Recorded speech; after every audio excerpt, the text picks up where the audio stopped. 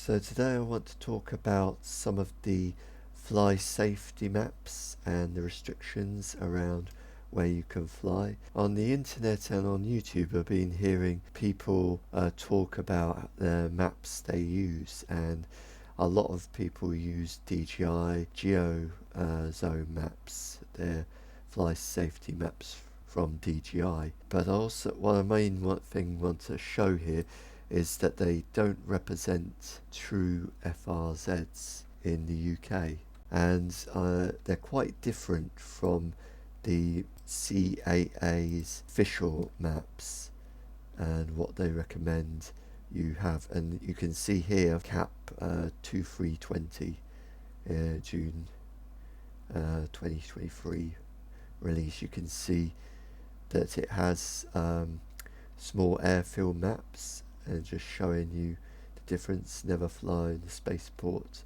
flight restriction zone, or over an airport area, FRZ. But if we go to DJI's map, you can see that you don't really have any particular circles, except occasionally some of these restricted zones.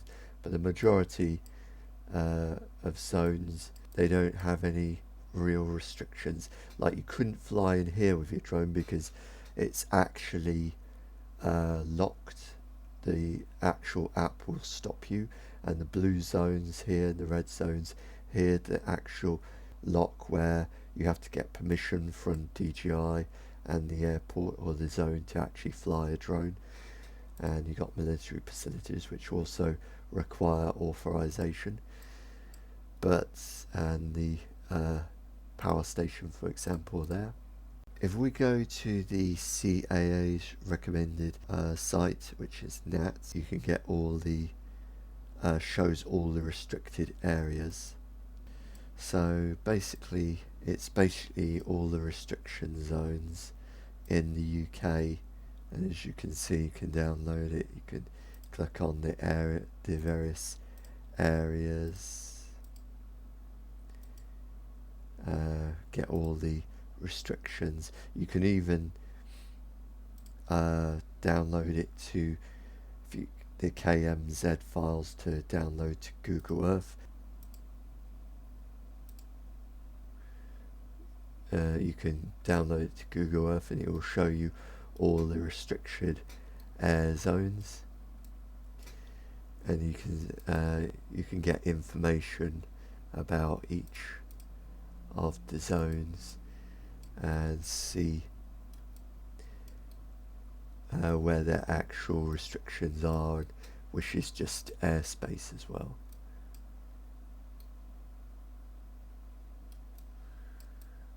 And the power station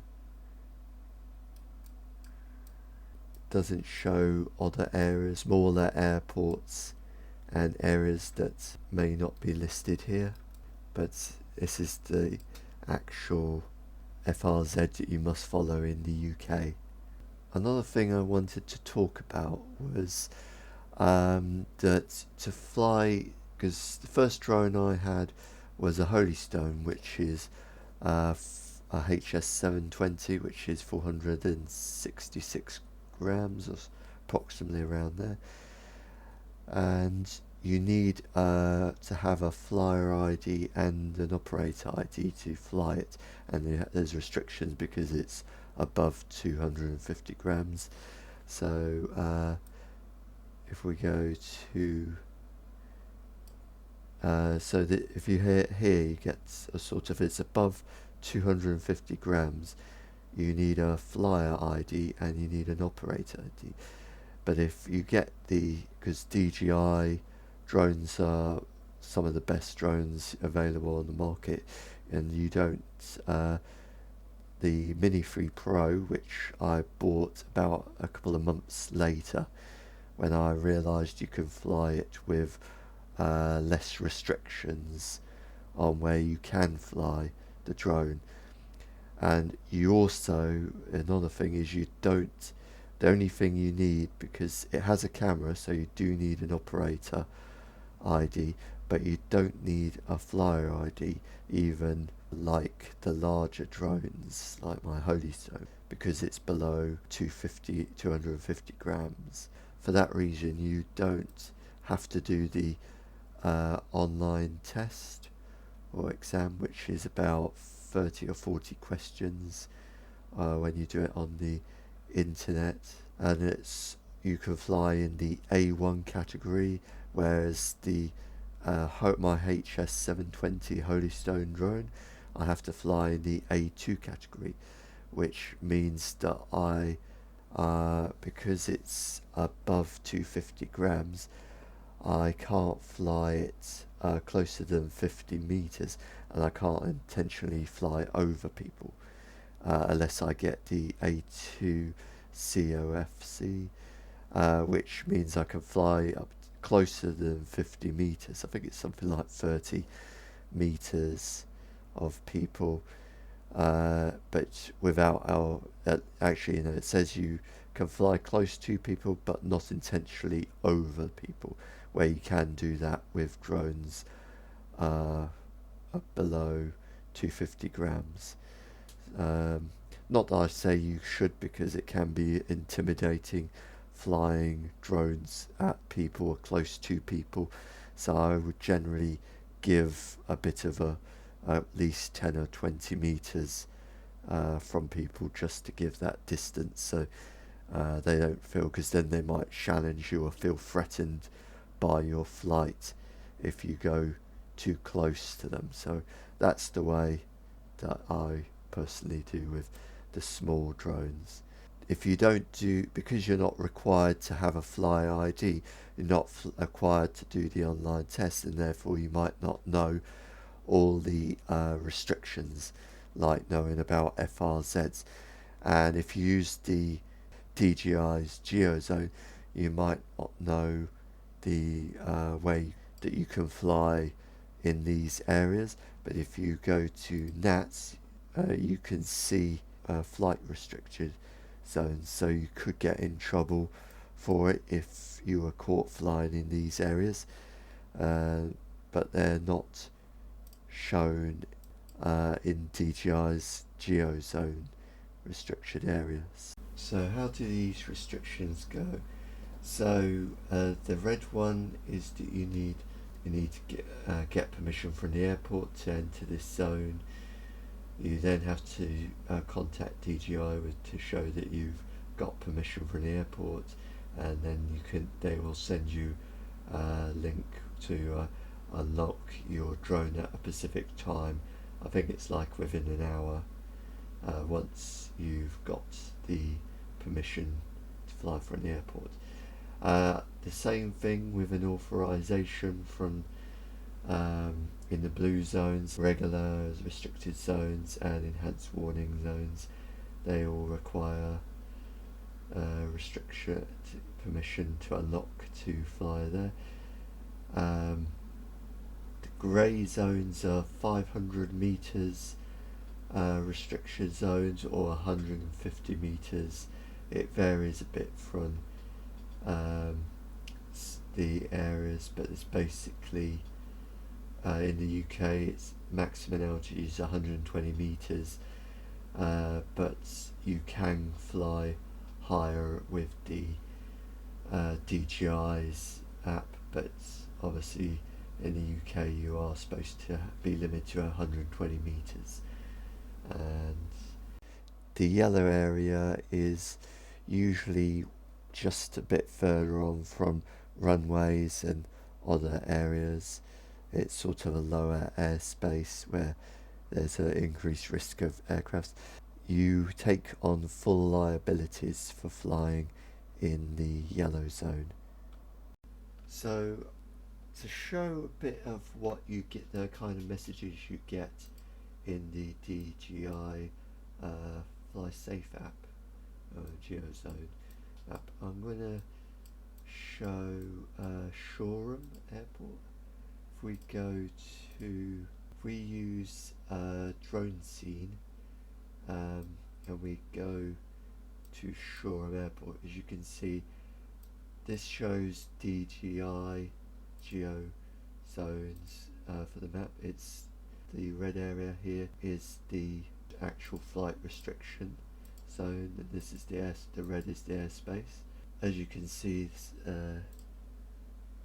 this is locations where people have flown their drone. This person who's listed the pier, Worthing Pier, obviously not far from the FRZ, but about half a mile to the east, about a mile, 7 kilometers with the DJI apps, but obviously the actual FRZ doesn't reflect DJI app, or these kind of sort of lines that come out. And so we're going to fly just on the edge here. I'm going to show you get a message when you enter. This will only be, it is different for different areas. You wouldn't get any restrictions. You could in fact fly all the way to the airport, because this is not listed as it's not a blue zone like this, or which would stop you from flying like this one here. It wouldn't stop you from flying. Where here you'd get a message that would actually stop you from flying into the boundary. When you hit here, it would become an unlock thing, so your drone would stop. In theory, I don't know if how that goes in practice, but in theory that's what it should do, is that it would stop your drone flying any further, or if you were in that boundary, you couldn't take off. But as this is, you would take full liabilities for any thing that happens to your drone in this area. So I'm going to show you what happens there. So here is starting up the drone. Got my RC start turning on. Turn on my drone. And you got the compass, and you also have the map. There we go. And already with 12 satellites you get the the home point. We're going to look for the large area of the map. So you can see the yellow zone just here, and my drone's just here on Worthing Beach, and we take off.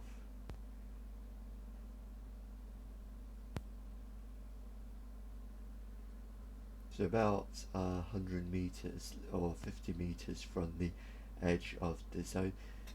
The actual FRZ is just behind this tall building here, which is about 40 meters high, and you got the pier. So behind this building is the FRZ, so we got over a mile from the actual flight restricted area. So we're going to fly now. We're going to enter the yellow zone, and there we go. Shore area, and assume full liabilities for flying in this area, and then you can fly onwards to your heart's content. So that essentially is how the kind of message you get in the app. With the other blue zones and red zones, you would have an actual not a message with an actual, you have to press unlock, and you'd have to have all the permissions before you could actually unlock that. In theory, to know if that actually works, but that's what's supposed to happen. And there's also altitude angels, which is pretty much the same thing. You have it's got all the FRZs, the red zones here, and it also shows radar facilities like the Port Down military, where there's a radar facility. It doesn't show it shows temporary zones and flight reports, like people, if you're a member of Altitude Angels, you can put where you want to fly. It does list the prison facilities, like on the there, on the here, prison facilities, and places, flight restrictions, like Shoreham you can get permission to fly, and obviously the power station, intense radio transmission. The blue zones are temporary restriction areas. User reports. So you can basically see where all the restrictions, so if you're a member of Altitude Angels, that's a good one. It doesn't show the DJI maps, but you can see where all the restrictions are. You can see where most of the restrictions are on things on our Altitude Angels. Like here, you can see the extra restrictions. You can see the differences with that one, but I use this one mostly because it also shows places, for example the grey arrows, where somebody's listed where places of interest. If you're a member of the Grey Arrows website, you can get this map that lists all the locations. So it's a very useful map, and you can see where the airfields. So some airfields like here, it's not an FRZ, that you could get in trouble for flying if you caused a collision with an airplane. So just be aware of these areas where flying, for example here, gliding and National Trust. If we go down here, gliding areas. So it's a very useful website to go to and to be a member of that club. If you're a member of the Grey Arrows, you can also speak to people, and it's just a way of getting information, learning about safe areas to fly and how to avoid being in trouble with the police, and privacy and things, concerns, and vice versa.